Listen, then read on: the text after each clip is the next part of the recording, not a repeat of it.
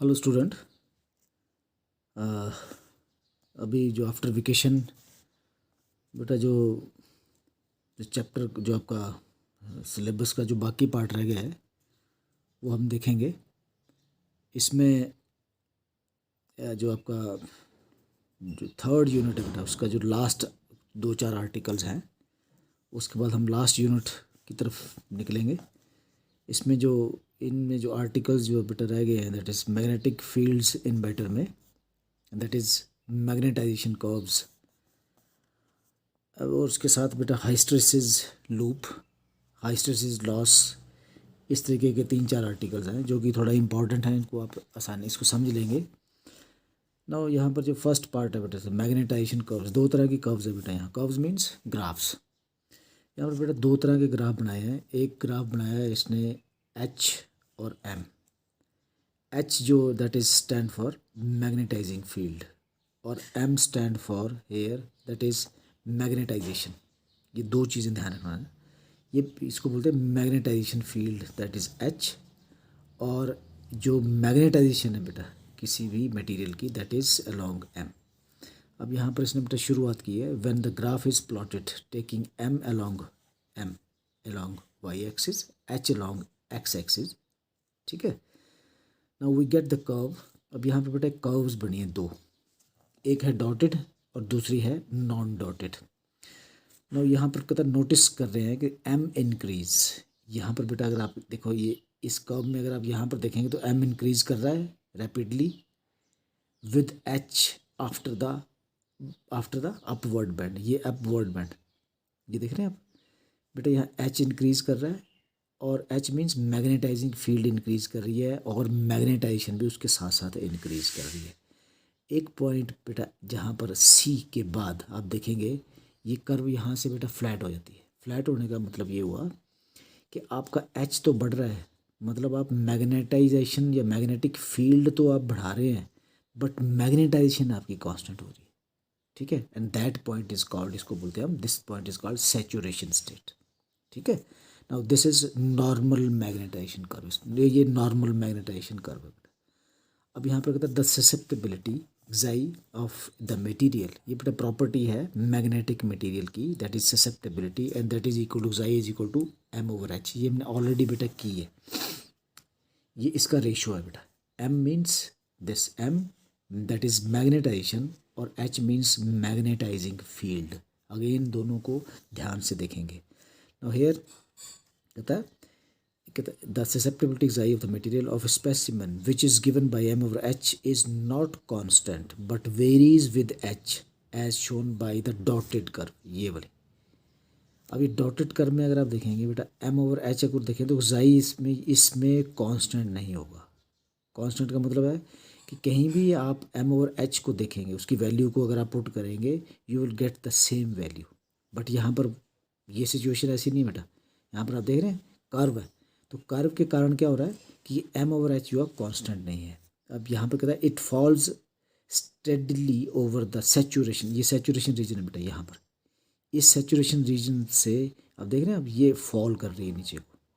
नीचे को फॉल करने का मतलब है आपका m आपका डिक्रीज कर रहा है, आप h इंक्रीज करी जा रहे हैं बट आपका m इसके बावजूद भी डिक्रीज कर रहा है। अब डिक्रीज करने पर क्या होगा बेटा, इसका मतलब ये हुआ कि ये xi भी डिक्रीज कर रहा है, h इंक्रीज करेगा तो नीचे वाला अगर तो xi आपका डिक्रीज करेगा नेचुरली। तो कहते the h increases xi decreases and will be approach to zero जब आपका h is very very high.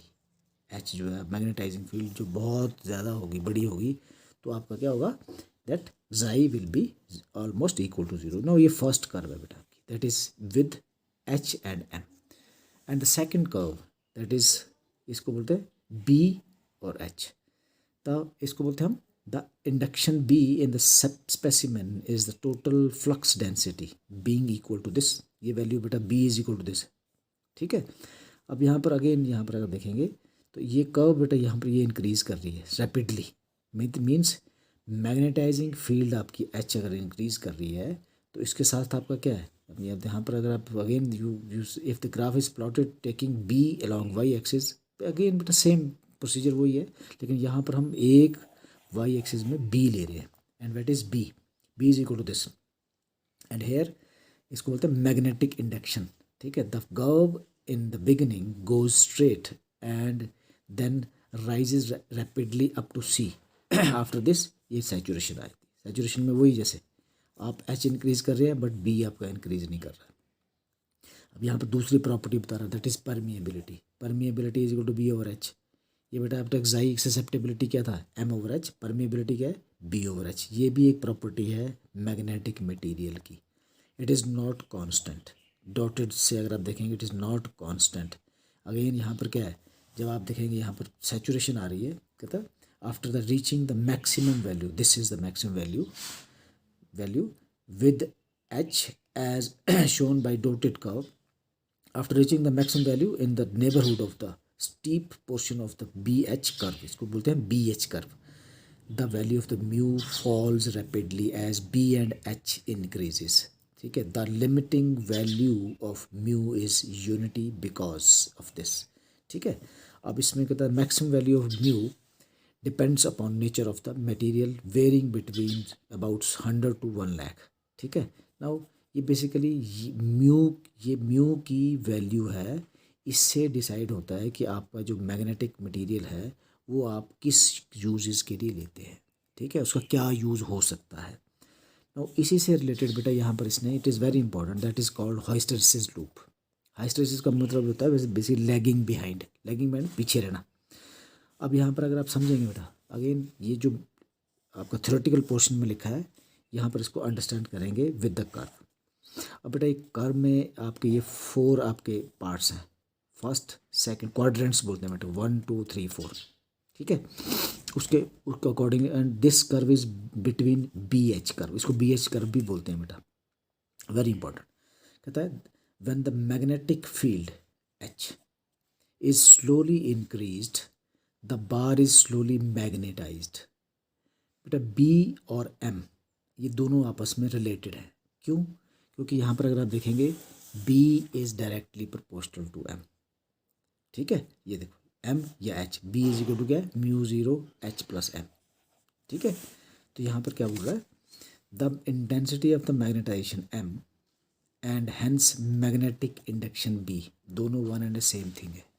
B increase करेगा तो एच भी इंक्रीज करेगा, एम भी इंक्रीज करेगा, so not H, M increase करेगा with increase in magnetizing field H represented by the part OA। बेटा अब यहाँ पर देखेंगे ध्यान से, जब आपने बेटा धीरे आपने स्टडीली इंक्रीज की वैल्यू H को, तो उसके साथ साथ आपका क्या है बेटा, बी भी इंक्रीज कर रहा है इस कर्व। ये बेटा ये डॉटेड वाली बात है, तो ये किस पाथ को फॉलो कर रही है, OA को, स्टीप, ठीक है।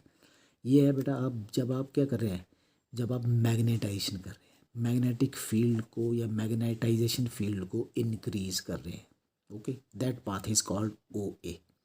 इसका मतलब ये हुआ ओ ए, वो ओ ए के बाद बेटा क्या है, ये कर्व जो है वो आपकी क्या हो रही है, सैचुरेशन पॉइंट पे चल, ठीक है। अब यहाँ पर क्या हो रहा है, यहाँ पर आपने क्या किया, अब you are decreasing magnetising field, H को डिक्रीज कर रहे हैं। ये बेटा ये अब ये जो एरो लगाए ना यहाँ से समझेंगे। अब ये बेटा फर्स्ट पार्ट है ए से बी तक, वन जो अब देखा जा रहा है ए से बी तक जब ये डिक्रीज किया, इस पॉइंट पे क्या हुआ, इस पॉइंट पे आके एच आपका ज़ीरो हो गया।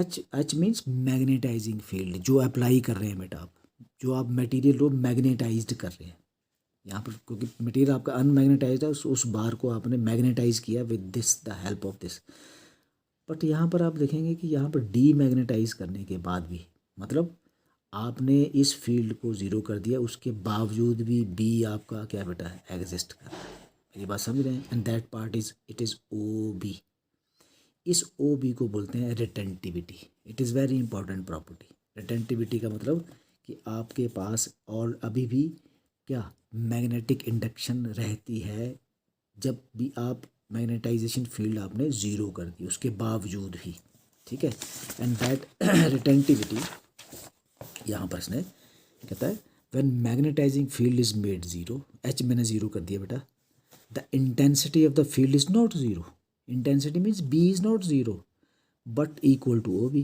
Now this intensity of magnetisation, ये वाली जो इंटेंसिटी ओ बी जो बेटा बता रहा हूँ मैं, और magnetic induction is known as residual magnetism, इसको बोलते हैं हम रेजिडुअल मैग्नेटिज्म, और इसको और भी इसका दूसरा नाम है that is retentivity. Very important property बेटा, ध्यान रखना जरा। अब यहाँ पर इसने इसको थ्योरेटिकली एक्सप्लेन किया, the magnetism left behind, magnetism means B, magnetic induction, the magnetism left behind in the magnetic substance when the magnetizing field has been residual to zero is called retentivity, और इसको इसको remnants भी बोलते हैं। ठीक है, ये दो तीन नाम देख लिए बेटा आपने, एक तो रेजिडुअल मैग्नेटिज्म, रिटेंटिविटी, या इसको रेमिनेंस भी बोलते हैं। एक तो ये प्रॉपर्टी आ गई। अब इसको एक बार बेटा ये कर्व वाइज समझेंगे। अब इसके बाद बेटा क्या किया इसने ए से बी तक बात समझ लिया आपने, अब बी से सी तक आई। अगेन यहाँ पर भी डी मैग्नेटाइज हो रहा है बेटा, डी मैग्नेटाइज हो रहा है। यहाँ पर सी पॉइंट पे फिर आपका एच ज़ीरो हो गया, लेकिन ये आपका एच कहाँ है बेटा, H it is magnetizing field, ध्यान रखना यहाँ पर रिवर्स डायरेक्शन में है ध्यान। अब रिवर्स डायरेक्शन में इसका मतलब ये होगा कि आपने अगर इस मैग्नेटिक फील्ड को इस पॉइंट को यहाँ पर लेके आना है, तो आपको इतनी डीमैग्नेटाइज फील्ड आपको अप्लाई करनी पड़ेगी, तब यहाँ पर आगे। और इसको ये जो आपका रह गया ना बेटा, this part, this is known as coercivity. अब इस कोएर्सिविटी को यहाँ पर इसने एक्सप्लेन किया in words, that is now if the direction of the H is reversed, ये जो मैं अभी बता रहा हूँ मैंने रिवर्स की, the intensity of the magnetisation जो reduces along BC till it becomes zero at C. Thus the reduce of residual magnetism or retentivity to zero, we have to apply a magnetizing field equal to OC in a reverse direction। फिर इसको समझेंगे बेटा। बेटा यहाँ पर ये जो curve है, इस कर्व में यहाँ पर देखेंगे, यहाँ पर बेटा B ज़ीरो हो गया। B क्या है, दैट इज रेजिडुअल मैग्नेटिज्म, जो आपका रिटेंटिविटी वो ज़ीरो हो गया है। बट इसको अगर आपने ज़ीरो करना है तो उसके लिए आपको इतनी मैग्नेटिक फील्ड या डी मैग्नेटाइजेशन आपको इतनी अप्लाई करनी पड़ेगी, दैट इज़ कॉल्ड कोएर्सिविटी। मेरी बात समझ रहे हैं। अब third part is from C to D. Again यहाँ पर बेटा ये डी मैग्नेटाइजेशन है बेटा, यहाँ पर ये रिवर्स डायरेक्शन में है। यहाँ तक रिवर्स आप करेंगे या इस पॉइंट पे आगे सैचुरेशन आ जाएगी। फिर यहाँ से इसने क्या किया बेटा, देन ये कर्व जो है जब आपने इसको इंक्रीज़ किया, बट ये इसके नीचे का हिस्सा बेटा, दिस इज रिवर्स डायरेक्शन, ध्यान रखना जरा। ये आपका रिवर्स में जब आप इंक्रीज़ कर रहे हैं यहाँ पर आगे ज़ीरो हो गया बेटा, क्या मैग्नेटिक फील्ड एच। तो ये आप देखेंगे, तो ये कर्व अगर आप यहाँ से लेके जाएंगे and you will find this curve follow the path DEFA। अब ये जो मिल गई ना बेटा, ये दिस टोटल जो आपका इट इज़ एक one is called magnetisation and another is called demagnetisation.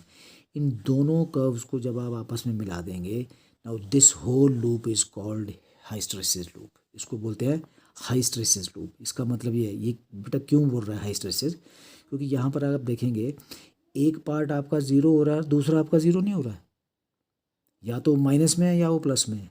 इस मतलब एक फील्ड आपकी ज़ीरो होने के बावजूद दूसरी फील्ड आपकी या दूसरी प्रॉपर्टी ज़ीरो नहीं हो रही है, मतलब वो उससे पीछे चल रही है, that is called lagging behind. मतलब वो बाद में हो रही है, ध्यान में रखना। एक ज़ीरो हो रही है लेकिन दूसरी ज़ीरो नहीं हो रही, दूसरी ज़ीरो को करने के लिए वो उसके पीछे चल रही है, मीन्स उसको रिवर्स करेंगे तब जाके वो ज़ीरो होगी। ठीक है, now this property is called बेटा, बेसिकली इसको हम बोलते हैं क्या, हाइस्टेरेसिस कर्व और हाइस्टेरेसिस loop. the word hysteresis means lagging behind, जो अभी बता रहा। the lagging means पीछे रहना। the lagging of intensity of magnetization M, बेटा again M is related with, मैं आपको बता चुका हूँ, that is related with B। अगर मैं B की बात कर रहा हूँ तो M भी वही same cheese, intensity of magnetization M behind the magnetizing field H, then a ferromagnetic substance is taken through a cycle of magnetization and demagnetization is called hysteresis। इसको hysteresis बोलते हैं। अब यहाँ पर बेटा ये MH कर्व ये बता रहा है, ये सेम जो अभी हमने किया है उसी को इसने थोड़ा सा और इसने एक्सप्लेन किया है एम एच कर्व और बी एच कर्व में थोड़ा सा जो फ़र्क है वो बता रहा है, कहते हैं ऑलमोस्ट ये दोनों सेम है, ये दोनों आइडेंटिकल है, बट डिफरेंस इज़ दैट कि एम एच कर्व में क्या हो रहा है, we get saturation stage. Saturation stage ये होती है बेटा, saturation stage when the curve becomes straight, ये saturation stage when the curve becomes straight, straight means सीधी ऑलमोस्ट, ठीक है। बट यहाँ पर सैचुरेशन स्टेट में कर्व जो आपकी बेंड होती है, ठीक है, बेंड का मतलब यहाँ स्टेट का मतलब ये आपके किसके, it is parallel to abscissa, abscissa बोलते हैं ये जो आपका एच से, ठीक है, मतलब एच से पैरेलल है अगर, या एंटी या नॉन पैरेलल है, पैरेलल होगी तो वो एम एच कर्व है, अगर नॉन पैरेलल होगी तो वो बी एच कर्व है, ठीक है। ये सिंपल इसने बताया। अब यहाँ पर इसने दो तरह की कर्व बता, दो तरह के आपकी सॉफ्ट आयरन और हार्ड आयरन। सॉफ्ट आयरन में हाई स्ट्रेसिस आप देख रहे हैं, जो आपकी हाई स्ट्रेसिस लूप जो है दैट इज़, इसमें एरिया बहुत बड़ा है, और एरिया बड़ा होने का मतलब क्या है कि इसकी कोएर्सिविटी, आप देख कोएर्सिविटी मैं बताया था, रेजिस्टिविटी और ये अभी रिटेंटिविटी और कोएर्सिविटी, तो रिटेंटिविटी तो बेटा आ गई ये, और कोएर्सिविटी ये, मतलब इसमें कोएर्सिविटी और रेजिस्टिविटी रिटेंटिविटी दोनों की दोनों हाई होती हैं, ठीक है। अब दूसरा सॉफ्ट आयरन, सॉफ्ट आयरन में बेटा क्या आप देख रहे हैं, आपकी रिटेंटिविटी तो हाई है but coercivity is very very low, ठीक है, स्मॉल एरिया ध्यान रखना है, ठीक है। तो ये दो तरह की प्रॉपर्टी है, इन प्रॉपर्टीज़ जो कि हिस्टैरिसीस कर्व से हम ड्रॉ करते हैं, इसी से डिसाइड होता है कि whether this iron is soft iron और हार्ड आयरन, और इनका कहाँ कहाँ यूज़ हो सकता है। यहाँ पर इसने नेक्स्ट आर्टिकल में यही चीज़ समझाई है, ठीक है। नाउ अब ये जो अभी हमने जो बेटा हिस्टैरिसीस लॉस किया, हिस्टैरिसीस बताया, हिस्टैरिसीस लूप बनाया, उसके कारण जो लॉस होता है, अब मैं बताता हूँ लॉस होता है क्या, लॉस क्यों होता है ये अभी समझते हैं इसको। The loss of energy due to hysteresis, इस हिस्टैरिसीस के कारण जो अभी लूप बनाया हमने, जिसको मैं लैगिंग बिहाइंड बोल रहा हूँ, एनर्जी लॉस होता है। अब एनर्जी लॉस के लिए क्या है, when the ferromagnetic substance is taken through a cycle of magnetization and D, तभी आपका हिस्टैरिसीस बना ना बेटा, हिस्टैरिसीस लूप बनेगा तभी जब आप इस पूरे साइकिल को इकट्ठा करेंगे, magnetization and demagnetization, there always occur some loss of energy, because क्यों होती है बेटा, the work done on specimen during magnetization is not recovered completely on demagnetization of the substance. इसका मतलब बेटा ये है कि जब आप किसी भी मटेरियल को मैग्नेटाइजिंग फील्ड में रखते हैं तो होगा क्या, उससे होता क्या है कि जो मैग्नेटिक जो आपके जो सब्सटेंस है, the specimen during magnetization is not recovered the substance the balance of energy. अब ये बेटा आपका क्या है, ये मैग्नेटिक जो मोमेंट है, मतलब जो आपके डोमेन्स हैं, जब आप इसको मैग्नेटिक फील्ड में रखते हैं तो ये इसको क्या करते हैं, पुश करते हैं,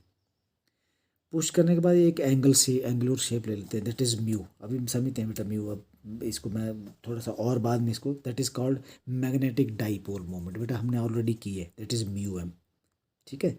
ये मैग्नेटिक डाइपोल मोमेंट क्यों होती है, ये इन प्रोसेस जब आप उस मटेरियल को मैग्नेटाइज कर रहे हैं with the help of magnetizing field. अब वो आपका डाइपोल मोमेंट क्या है, वो आपका क्या करता है बेटा, एंगल बनाता है, मीन्स घूम जाता है एक तरफ से। अब ये इसने जो बेटा ये घुमा, ये कितना मूव है, एंगल थीटा, ठीक है, और ये जो direction that is anti clockwise direction, इस तरीके से। अब अपने ये बेटा क्या करें आप, मैग्नेटाइजेशन, जब आपने डी मैग्नेटाइजेशन की तो ये जो आपका मैग्नेटिक मोमेंट है ये आपका दोबारा से डी मैग्नेटाइज नहीं हो पाता है, वो लगभग वहीं रह जाता है, ठीक है। मतलब आपने मैग्नेटिक फील्ड जीरो कर दी, मैं हटा ली, मैं डी मैग्नेटाइज कर दिया, उसके बावजूद भी उसके कारण क्या होता है, एनर्जी लॉस होता है, ठीक है। वो जो भरपाई होती है वो, क्योंकि काम तो आपने किया लेकिन काम करने के बावजूद भी वो डी मैग्नेटाइज नहीं हो रहा है, वो जो भरपाई होती है वो एनर्जी लॉस के कारण होती है ना। The substance of the energy left in substance is lost in form of heat, ठीक है। This loss of energy this loss in energy is called, इसको बोलते हैं हिस्टैरिसीस लॉस। बट छोटी छोटी चीज़ें ये एग्जाम में आती, ध्यान रखना जरा।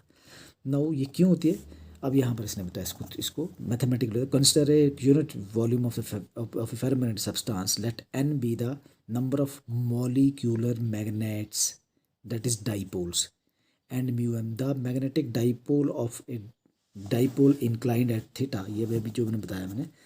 अब magnetic dipole moment mu m, ये बेटा अब ये बेटा एंगल हो गया। अब इस यू कैन से ये अब जो आपका जो वेक्टर है इसको दो हिस्सों में रिजॉल्व हो सकता है, एक अलोंग एच, एक पैरेलल, एक अलोंग एच और एक इसके परपेंडिकुलर। एक्चुअली इसके दो, इसको रिजॉल्व कर सकते हैं दो हिस्सों में।